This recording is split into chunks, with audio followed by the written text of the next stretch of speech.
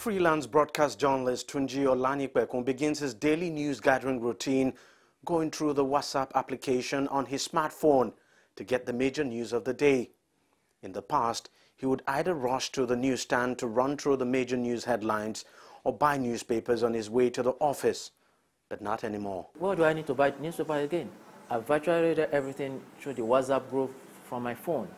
It's the same story for Chukwuebuka Victor, another broadcast journalist and host of a local TV show which runs online. Typically, I source my news from the net, social media basically.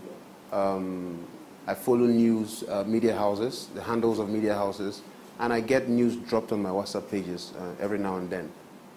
Preparing for the show, we have a show, Bamboo Bar Show. Preparing for that show, we rely on news stories coming in, and they're usually dropped on a WhatsApp forum where we all access it and then read up on it. Now, it's not just journalists alone who are getting their news from WhatsApp or other social media platforms. Virtually everyone using a smartphone like this now get their news on social media. And most times you don't even need to subscribe to any news platform. You just get the news dropped on your phone by either friends who are sharing on WhatsApp or people you've actually shared your number with.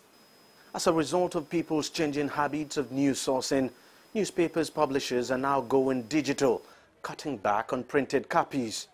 There's hardly any traditional media outfit in the country today without an online presence, especially on social media.